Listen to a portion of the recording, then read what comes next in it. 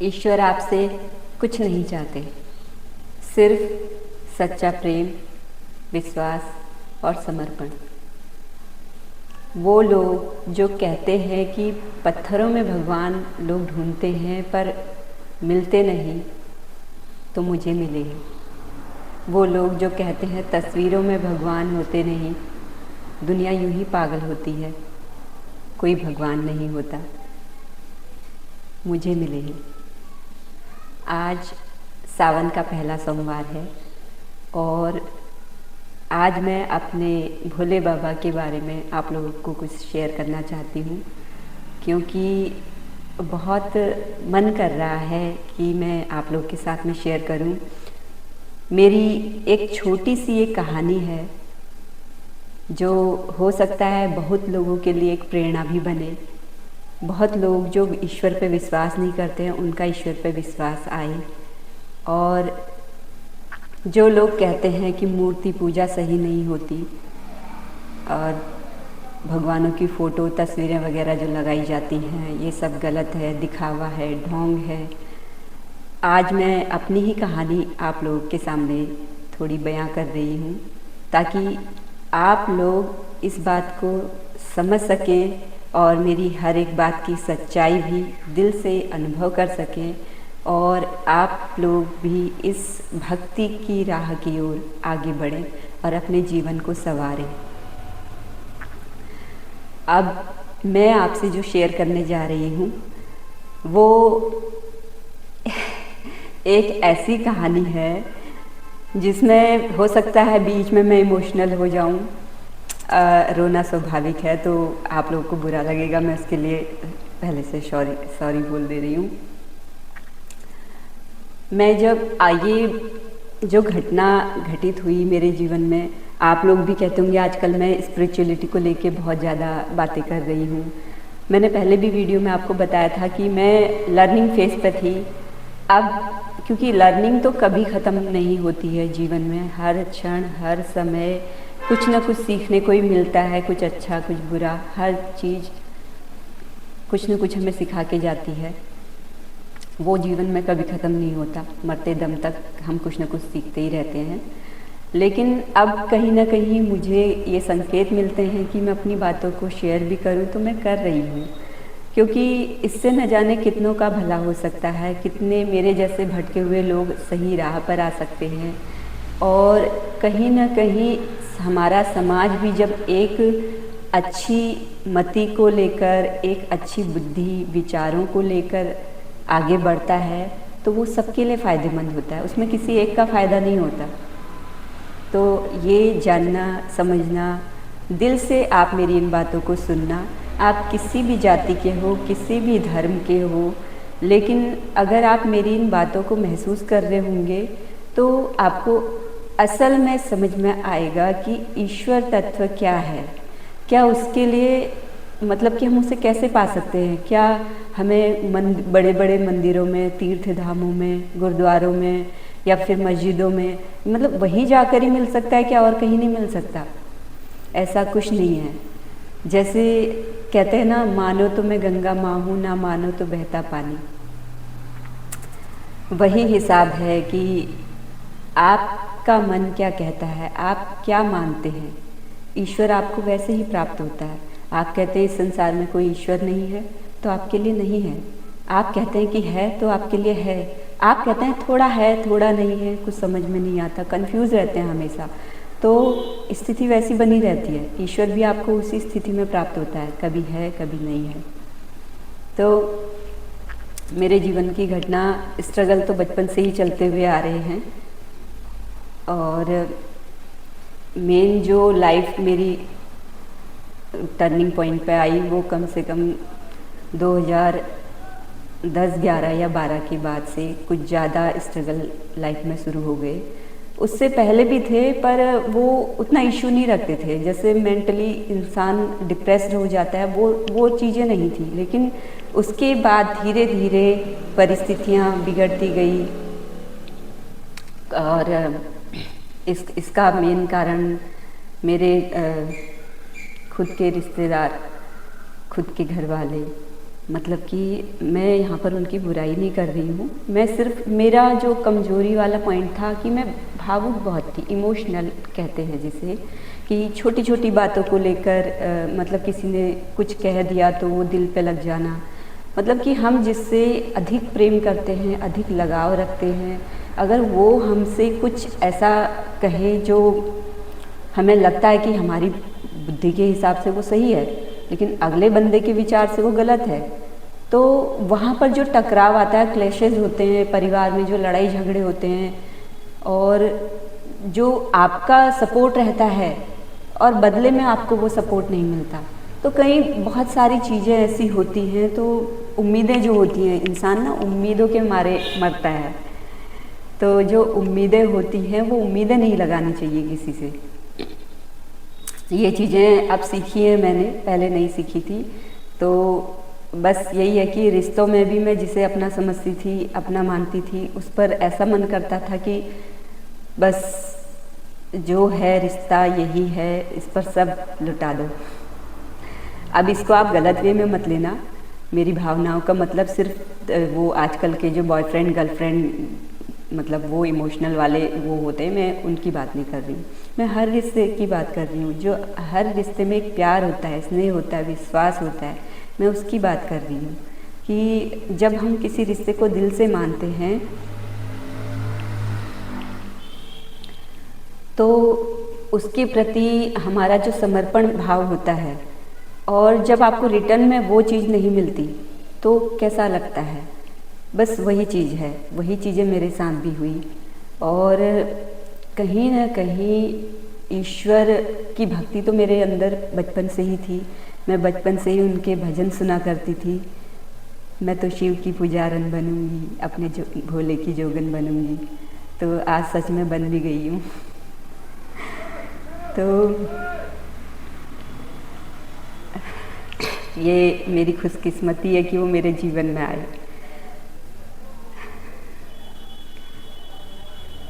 ये भक्ति की शुरुआत कैसे हुई? भक्ति जैसे मैंने बताया बचपन से ही थी अंदर, लेकिन स्ट्रगल लाइफ में इतनी थी कि उस ओर मतलब इस संसार के पचड़ों में ही पड़ी रह गई, उस ओर कभी जाने का मौका ही नहीं मिला कि मतलब क्या होती है भक्ति, ईश्वर कैसे मिलते हैं नहीं पता, बस सुनती आ रही थी कि हाँ मंदिरों में जाते हैं, पूजा अर्चना करते हैं, घर में भी हम पूजा दिया जला, जैसे मैं हर समय कहती हूँ, घंटी बजाना, दिया जलाना और आरती करना, और नॉर्मल सी काम जो हर कोई सोचता है कि हाँ इससे भगवान खुश हो जाते हैं, और हो गया।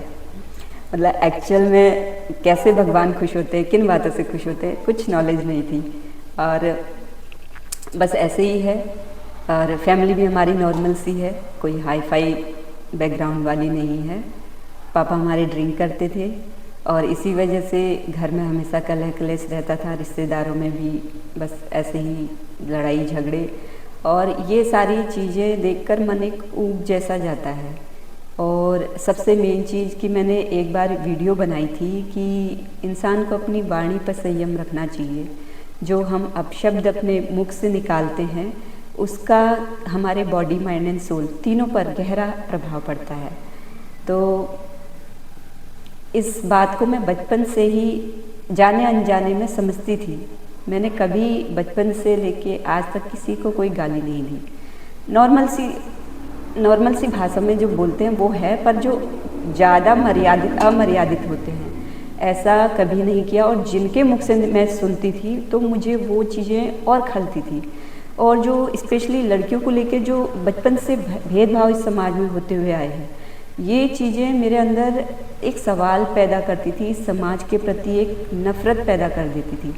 आज ऐसा कुछ नहीं है नफ़रत जैसा, लेकिन पहले था। जब मैं थी, छोटी थी, समाज को देखती थी, जो भेदभाव एक लड़का एक लड़की में किया जाता था, ये सारी चीज़ें देखकर मेरे अंदर बहुत एक घुटन सी होती थी कि ऐसा क्यों है। और जो मर्यादा के नाम पर नियम बनाए जाते हैं वो सिर्फ लड़कियों के लिए क्यों बनाए जाते हैं, लड़कों के लिए क्यों नहीं बनाए जाते। और ऐसे ही बातों को लेकर मैं अक्सर लड़ जाया करती थी। बहुत जैसे कहते हैं ना, लोग कहते थे ये लड़ाकू है, गुस्सैल है काफ़ी। तो ऐसा स्वभाव रहा करता था मेरा। और कहीं ना कहीं जो सामाजिक ऐसी विचारधाराएं हैं जो आज भी मैं देखती हूँ, वो बदली नहीं है, आज भी हैं। तो उस वक्त लेकिन मेरा इतना मेंटल लेवल इतना डेवलप नहीं था और स्पिरिचुअलिटी का तो नामो निशान नहीं था, कुछ पता नहीं था, इतनी अकल भी नहीं थी। बस एक भोला स्वभाव था जिसका लोगों ने बहुत फ़ायदा भी उठाया। फिर अचानक से क्या हुआ, जब मैं बहुत ज़्यादा हताश निराश हुई और मतलब बिल्कुल टूट गई, मतलब कि आज मैं ज़िंदा हूँ तो इन्हीं की वजह से हूँ, मैं, मेरी माँ, मतलब हम इन्हीं की वजह से, इन्हीं की कृपा से ज़िंदा हैं। वो सत्संग जाती हैं, वो अपने सत्संग में मस्त रहती हैं, मैं अपनी भक्ति में मस्त रहती हूँ। और देखो, पूजा हम किसी की भी करें, जिसका भाव तुम्हारे अंदर से जिसके लिए जागता है वो ईश्वर तत्व एक ही है। आपके भाव, आपके जो कर्मा है, संस्कार हैं, इस जन्म के, पिछले जन्म के, या फिर जो भी स्थिति परिस्थितियां हैं आपके आसपास, उसके हिसाब से अनुरूप आपको वैसे ईश्वर तत्व की प्राप्ति होती है, उस प्रकार की शिक्षा दीक्षा के अनुसार। लेकिन सबसे इम्पोर्टेंट बात ये है कि आपके मन की शुद्धि, आपके कर्मों की शुद्धि, आपके विचारों की शुद्धि, आप एक भोले भाव बच्चे की तरह अपने उस ईश्वर तत्व से मिलिए। वो जैसा जैसा आपको अच्छी राह सिखाता है उस पर चलिए। जैसा कि हम सब मनुष्य जानते हैं अच्छे से कि मनुष्य को कैसे जीना चाहिए, उसके अंदर मनुष्यता नहीं तो वो मनुष्य नहीं है बिल्कुल भी, उसके अंदर परोपकार नहीं है तो दया करुणा ममता ये भाव नहीं है तो वो मनुष्य नहीं है। लेकिन हम जानते हुए भी क्या करते हैं, अपने स्वार्थ के वशीभूत होकर गलत गलत कर्मों को करते हैं और उसे अनदेखा करके उस पर मिट्टी डाल देते हैं और फिर ऊपर से घंटी बजा देते हैं, दिया जला देते हैं, पूजा अर्चना करते हैं, जगराता रखवाते हैं, जागरण करवाते हैं, न जाने क्या क्या करवाते हैं। मतलब कि दुनिया भर के आडंबर इसको बोलते हैं कि अंदर से आप शुद्ध नहीं हैं, विचारों से आप शुद्ध नहीं हैं, कर्मों से आप अपने शुद्ध नहीं हैं, आत्मा से आप अपने शुद्ध नहीं हैं। तन से जो शुद्धि आती है, तन से शुद्धि का मतलब जो आहार जो रहता है हमारा, वो हमारा शुद्ध नहीं है। मांसाहार भक्षण करना, अब जो कुछ लोग मांसाहार भक्षण करते हैं, मैं उनके खिलाफ़ नहीं हूँ, वो सब उनकी अपनी अपनी चॉइस है। मैं सिर्फ बता रही हूँ कि जो ईश्वर प्राप्ति में जो बाधक बनती हैं चीज़ें वो क्या है। वो तो आपकी इच्छा है कि आप क्या करते हैं क्या नहीं करते हैं। तो ये सारी चीज़ें मनुष्य अच्छे से जानता है, फिर भी विपरीत कर्म करता है। और विपरीत कर्म करने वाला मनुष्य क्या है? अधर्मी। मतलब कि धर्म और अधर्म हमेशा एक दूसरे के विपरीत रहते हैं। धर्म जैसा काम करता है, अधर्म हमेशा उसके बिल्कुल विपरीत काम करता है। भले ही वो उसकी वजह धर्म को लाकर ही बताए, अपनी नज़रों में वो उसे धर्म ही बताए, लेकिन काम उसके हमेशा विपरीत अधर्मी ही रहते हैं। लेकिन ये सब जानना समझना, ये सब हमारी अपनी इच्छा पर निर्भर करता है कि हम क्या हैं, हम किस ओर बढ़ रहे हैं। एक्चुअल में जिसे धर्म मान रहे हैं वो धर्म है भी या नहीं। फ़िलहाल ये डाइवर्ट हो गई बात थोड़ी सी। मैं आपको बता रही थी कि सन 2017 लगभग जब मेरे जीवन में मेरे बाबा का आगमन हुआ, उससे पहले जो स्थिति थी बहुत विकट स्थिति थी मेरे जीवन में, और मैं बहुत ज़्यादा हताश निराश। अगर मैं सच कहती हूँ कि अगर मेरी जगह कोई और होता तो शायद वो आज जिंदा भी नहीं होता। थोड़ा सा विराम, शांति। शुरुआत होती है कि मैं जैसे अपने बाबा को मानती हूँ वैसी मेरी माँ भी है, दुर्गा माँ। तो जब कोई सुनने वाला नहीं होता तो उसी की शरण में जाया जाता है। मैं भी गई रोते बिलखते उसके द्वारे पर। मंदिरों के लिए कहते हैं ना, मंदिर जाके क्या होता है, कुछ भी नहीं होता ये वो करके। तो मैं भी मंदिर ही गई, घंटों उसके मंदिर में लेटी रही, आंसू बहते रहे, मतलब जैसे तालाब बन गया हो कोई। और किसी से बात करने का मन नहीं, किसी से इजहार करने का मन नहीं। और जब मैं गई थी, कम से कम 6-7 किलोमीटर यहाँ से दूर पड़ता है काली मंदिर, मैं वहाँ गई थी। वहाँ मैंने जो शिकायत शिकवे गिले करने थे वो किए और घंटों लेटी रही, बगैर ये सोचे समझे कि कौन मुझे देखेगा, क्या सोचेगा। और एक लड़की के लिए तो बहुत ज़्यादा, मतलब लोग लड़की के रोने का मतलब यही समझते हैं कि इसका कोई बॉयफ्रेंड होगा, उसके लिए रो रही होगी, या ये कर रही होगी, या वो, मतलब गलत सलत ही उनकी जो धारणाएं विचारधाराएं रहती हैं वो। लेकिन मुझे उन सबसे कोई लेना देना नहीं, कोई मतलब नहीं। मुझे बस ये मतलब था कि मेरे जीवन में न्याय कब होगा। फिर वहाँ से जब मैं लौटी, घर आई, एक थोड़ी सी, क्योंकि होता है ना, किसी के सामने रो देते हैं तो अपना मन बहुत हल्का हो जाता है, और मेरा मन भी थोड़ी हल्का सुकून भरा हो गया रोने के बाद, और अपने सारे जो गिले शिकवे थे वो करने के बाद, और मैं आ गई। और जैसे अपना काम करते हैं, क्योंकि मेरा पार्लर भी है, मैं पार्लर चलाती हूँ, तो तब भी मैं पार्लर चलाती थी, आज भी चला रही हूँ। और उसके बाद बस अचानक से क्या हुआ, एक दिन मुझे सपना आया कि मैं भोले बाबा की किसी, कोई नदी है उसके किनारे कोई पत्थर है, कि मैं उसकी पूजा कर रही हूँ, नारियल चढ़ा रही हूँ, मतलब इस तरीके का। इतवार के दिन मुझे सपना आया था सुबह। और फिर मैं जब उठी, उठने के बाद मैं अपने घर के बाहर आंगन में झाड़ू लगा रही थी, तो वहाँ घर के बाहर मुझे एक ऐसा पत्थर दिखा जिसे मैं देखकर मैंने उसे अपने हाथ में उठाया, और मुझे फेंकने का मन नहीं करा। मुझे ऐसा लगा जैसे वो मेरे ही बाबा का कोई प्रतिरूप है। कंकड़ कंकड़ में शंकर है, कहते हैं ना। लेकिन वो जब आपके अंदर सच्ची भावनाएं होती है, आपकी आत्मा पवित्र होती है, आपके विचार शुद्ध होते हैं, आपके कर्म शुद्ध होते हैं, तो वो वही व्यक्ति उस चीज़ को महसूस कर पाता है। हर किसी को कंकड़ में शंकर नहीं दिखते, और ये सही बात है। तो मुझे उस पत्थर को फेंकने का मन नहीं किया। मैं अंदर आई, मैंने एक कोने पे रख दिया कि अभी पहले साफ़ सफाई कर लेती हूँ, इस पत्थर का क्या करना है बाद में सोचूंगी। और मैंने वो रख दिया। उसके बाद में जब पूरी साफ़ सफाई हो गई, काम काज हो गए, नहाना धोना हो गया, तो फिर मैं उस पत्थर को लेकर देखती रही कुछ देर तक ऐसे ही। और फिर मुझे मेरे अंदर आंतरिक चेतना मेरी ये कहती है कि वो अर्धनारीश्वर स्वरूप है। मतलब जैसे शिव पार्वती का आधा अर्धनारीश्वर स्वरूप होता है ना, वैसा। और मैं इसकी फ़ोटो भी आपको शेयर करूँगी कि वो पत्थर जब स्टार्टिंग में मुझे मिला था वो मतलब कि कैसा था, और आज मैं कैसे उसकी पूजा करती हूँ। तो जब वो पत्थर मुझे मिला, मैंने उसकी पूजा करी। जितना मुझे आता था, मुझे पता नहीं है कि ये पूजा पद्धति क्या है और कैसे शुद्धि होती है, कैसे क्या होता है। तो जो मेरे घर में था शुद्धि के लिए, देखिए मन चंगा तो कटौती में गंगा। तो आप एक नॉर्मल पानी लेकर भी अगर किसी को भगवान मानकर समर्पित करते हैं, और ये समझकर समर्पित करते हैं कि यही जल ही गंगा जल है, तो वो आपकी जो भावनाएं थी ना, और जितना विश्वास था उस पर, जितनी श्रद्धा थी उस पर, वो जल गंगा जल में ही परिवर्तित होके उन तक पहुंच जाता है।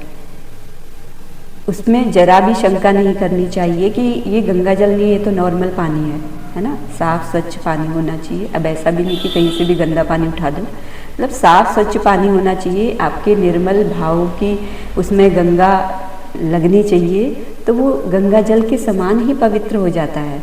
बस इसी तरीके से मैंने उसकी स्थापना करी। एक टोकरी थी मेरे यहाँ पर, जो कोई दुल्हन जैसे शादी का जोड़ा आता है ना, लहंगा आता है, तो वो एक टोकरी में जो फल फूल रखते हैं, तो वो टोकरी मेरे पार्लर में छोड़ गई थी।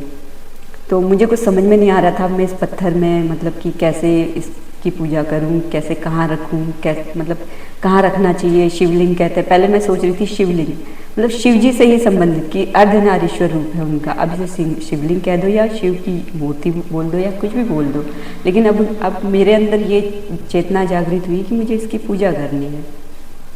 और मैंने उस टोकरी में उसकी स्थापना करी। उसकी फ़ोटो मैं आपको शेयर करूँगी, आप देखिएगा।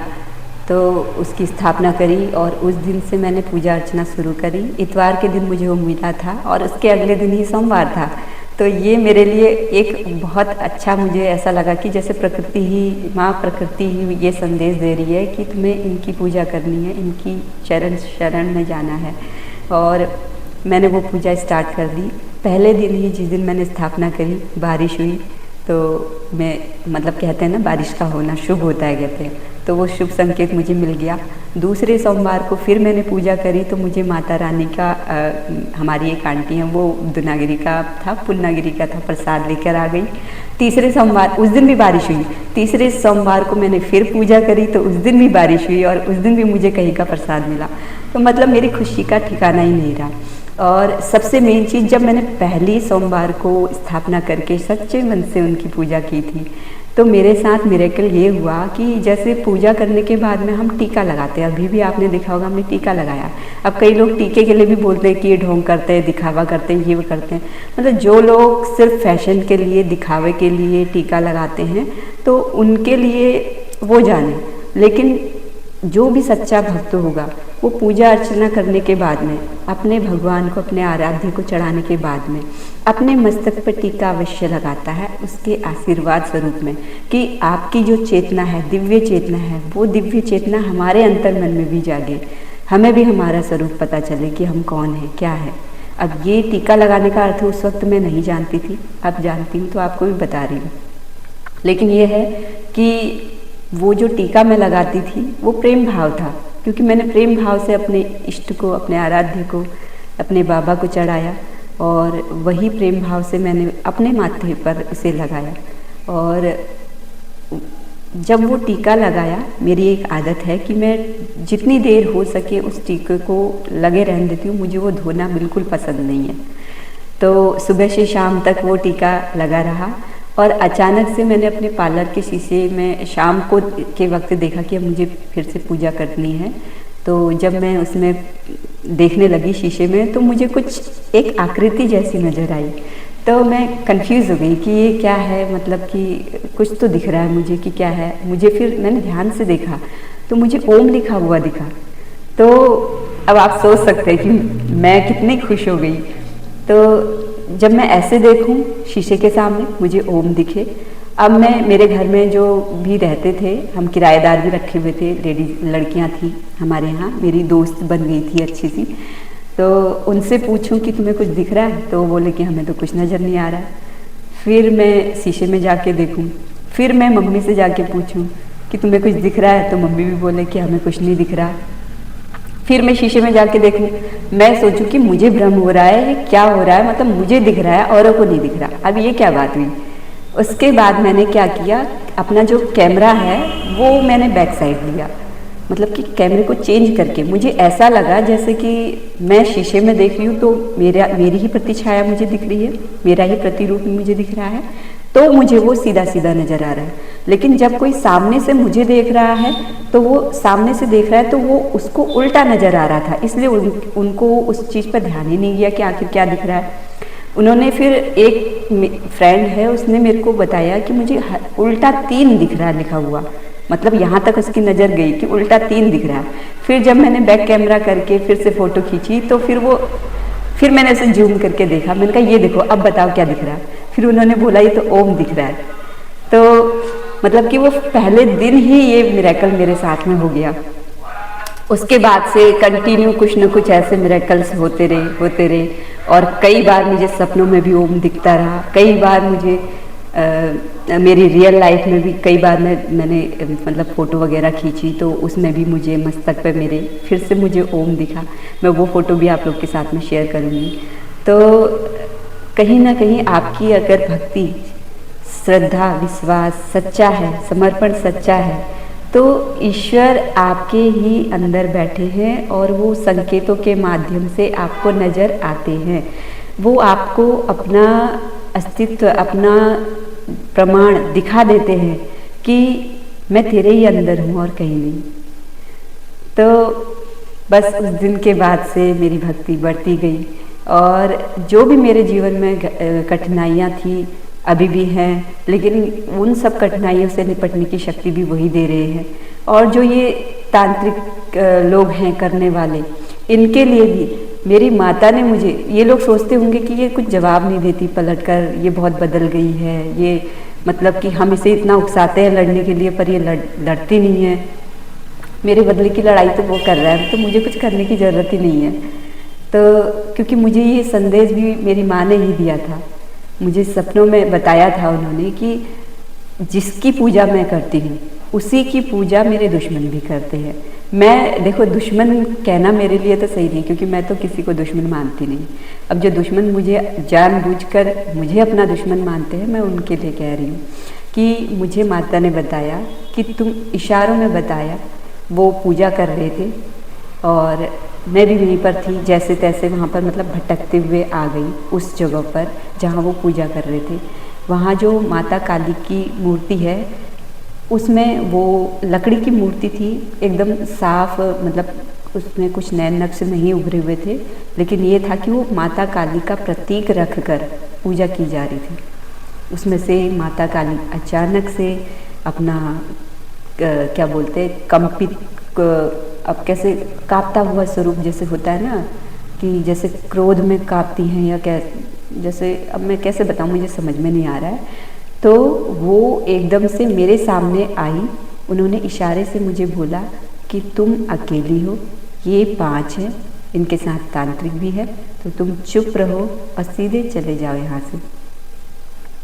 और मैंने, जो लोग मेरे खिलाफ वहाँ पर बैठे हुए थे, कुछ कार्य कर रहे थे, मैंने उन्हें सपने में ही चेतावनी दी कि तुम अगर माता की बच्ची पर कुछ भी वार करोगे तो तुम्हें इसका परिणाम बहुत बुरा मिलेगा। और इस तरीके से कह के मैं वहाँ से चली गई। वहाँ से गई भी नहीं आसानी से, क्योंकि उसमें भी ये चीज़ें थी कि वहाँ पर भी कई लोग मुझे घेरे हुए थे, मेरे पीछे पड़े हुए थे, मुझे मतलब कैसे करके ये चंगुल में आए और हम इसको किसी भी तरीके से फंसाए, इसको कैरेक्टर वाइज गलत ठहराए, और भी कई तरीके की, मतलब वो सारा सीन मैं उसी में समझ गई, उसी सपने में मैं समझ गई कि मेरे साथ चल क्या रहा है।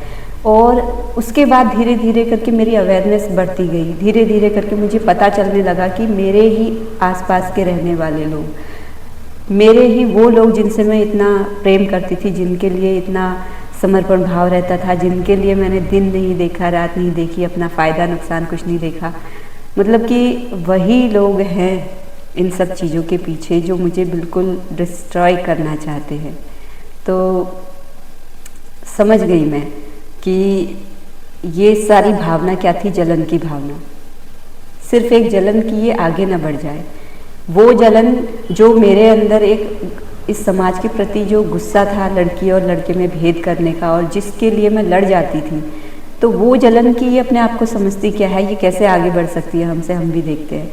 मतलब अब मैं भावनाएं समझ सकती हूँ, और सबकी मनसाएं अलग अलग हैं, सबकी एक जैसी मनसा नहीं है, पर किसी की मनसा है कि ये हमारे कंट्रोल में रहे, हम इसे जैसे नचाना चाहें वैसे ये नाचती रहे, हम इससे कहें उठ तो ये उठे, बैठ गए तो बैठे, मतलब कि कंट्रोलिंग नेचर रखना अपना। और कईयों की मनसा कि भाई इसका भाग्य हमें बहुत उदय वाला लग रहा है, कई लोग एस्ट्रोलॉजर वगैरह, ज्योतिषी वगैरह से भी जांच पड़ताल करवाते हैं कि भाई क्या लिखा है इसकी किस्मत में, इसका भाग्य हम चुरा लें।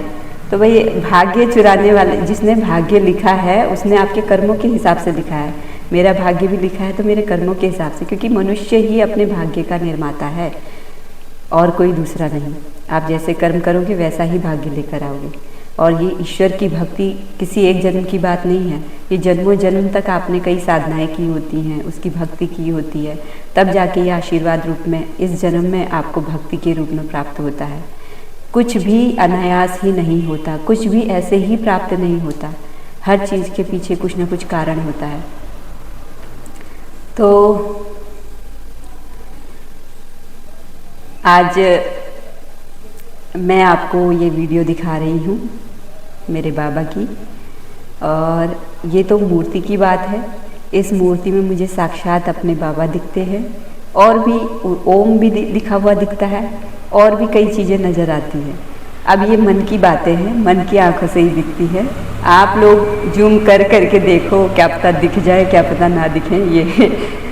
ये आपकी भक्ति पर, आपकी जो श्रद्धा है, प्रेम है, उनके प्रति समर्पण है, उस पर निर्भर करता है। और अधिकतर मैंने सुना है, बहुत सारे जो बड़े बड़े ज्योतिषी लोग होते हैं, संत महात्मा होते हैं, कहते हैं कि औरतों को ओम मंत्र का जाप नहीं करना चाहिए, केवल नमः शिवाय करना चाहिए। और मैं बताऊं, मेरा तो जीवन ओम से ही सुधरा है, ओम से ही बना है। ओम मंत्र का जाप करते करते मुझे वो शांति मिली। ओम मंत्र का जाप करते करते मुझे ध्यान का मार्ग मिला। ओम मंत्र का जाप करते करते मुझे मेरे महेश मिले। ओम मंत्र का जाप जाप करते करते आज जो भी मिला है मुझे सब उन्हीं की कृपा से मिला है। इंसान क्या चाहता है? 2 वक्त की रोटी, अच्छा खाना, अच्छा पहनना। तो ये सब ऐसे ही नहीं मिल जाता, उसके लिए मेहनत करनी पड़ती है, परिश्रम करना पड़ता है। और जो लोग शॉर्टकट का रास्ता ये सब चीज़ें पाने के लिए करते हैं, वो जितना शॉर्टकट अपनाते हैं उतना ही शॉर्टकट वो चीज़ें उनके जीवन से चली भी जाती हैं। तो जितने संघर्षों के साथ आप सीख कर जीवन में आगे बढ़ते हैं, उतना ही लंबे समय तक ये चीज़ें आपके जीवन में टिकी रहती हैं।